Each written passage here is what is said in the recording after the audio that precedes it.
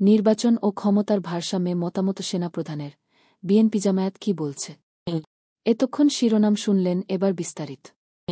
ছাত্রজনতার গণঅভ্যুত্থানের মুখে গত ৫ আগস্ট প্রধানমন্ত্রীর পদ থেকে পদত্যাগ করে হেলিকপ্টারে করে ভারতে পালাতে বাধ্য হন শেখ হাসিনা। এরপর থেকে ভারতেই অবস্থান করছেন তিনি। হাসিনার দেশ ছেড়ে পালানোর পর নোবেলজয়ী অর্থনীতিবিদ অধ্যাপক ড. মুহাম্মদ ইউনূসের নেতৃত্বে গঠিত হয় অন্তর্বর্তী সরকার। এই সরকার ইতোমধ্যে দেশে প্রধান প্রধান খাতে সংস্কারের উদ্যোগ নিয়েছে। এমন পরিস্থিতিতে অন্তর্বর্তী সরকারকে সমর্থনের অঙ্গীকার করেছেন বাংলাদেশের সেনাবাহিনী প্রধান জেনারেল ওয়াকারুজ্জামান। এছাড়া আগামী ১৮ মাসের মধ্যে যাতে নির্বাচন হতে পারে, সেজন্য গুরুত্বপূর্ণ সংস্কারগুলো সম্পন্ন করতে, পরিস্থিতি যাই হোক না কেন, এই সরকারকে সমর্থনের প্রতিশ্রুতি দিয়েছেন তিনি। ড.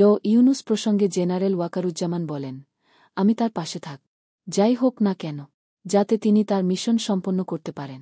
সোমবার ২৩ সেপ্টেম্বর বার্তা সংস্থা রয়টার্সকে দেওয়া এক সাক্ষাৎকারে সেনাপ্রধান এসব কথা বলে। তার সাক্ষাৎকারের ভিত্তিতে মঙ্গলবার ১৮ সেপ্টেম্বর একটি প্রতিবেদন প্রকাশ করেছে রয়টার। সাক্ষাৎকারে নানা বিষয় নিয়ে সেনাপ্রধান তার মতামত প্রকাশ করে।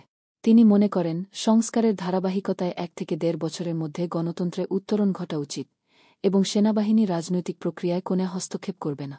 একই সঙ্গে তার এ সাক্ষাৎকারে প্রেসিডেন্ট ও প্রধানমন্ত্রীর ক্ষমতার ভারসাম্য এবং সশস্ত্র বাহিনীকে প্রেসিডেন্টের অধীনে নেওয়ার ধারণাও উঠে এসেছে। শেখ হাসিনার সরকারের বিদায়ের পর থেকে অন্যতম প্রধান রাজনৈতিক দল বিএনপি দ্রুত সময়ের মধ্যে নির্বাচন দাবি করে আসছে। তবে সরকারের দিক থেকে নির্বাচন কমিশন, বিচার বিভাগ, পুলিশসহ ৬টি বিষয়ে সংস্কারের জন্য কমিশন গঠন করা হয়েছে। এসব কমিশন ১ অক্টোবর থেকে কাজ শুরু করে পরবর্তী ৩ মাসের মধ্যে রিপোর্ট দেওয়ার কথা রয়েছে। এদিকে সেনাপ্রধানের ১৮ মাসের মধ্যে নির্বাচনের বিষয়ে করা মন্তব্যে বিএনপির মহাসচিব মির্জা ফখরুল ইসলাম আলমগীর গণমাধ্যমকে বলেছেন যে তারা মনে করেন নির্বাচন যৌক্তিক সময়ের মধ্যেই হওয়া উচিত। মির্জা ফখরুল ইসলাম আলমগীর বলেছিলেন, নির্বাচন যত দ্রুত হবে ততই জাতির জন্য মঙ্গল হবে। সংস্কার প্রক্রিয়ায় জনগণের অংশগ্রহণ জরুরি, সেজন্যই নির্বাচনের দরকার।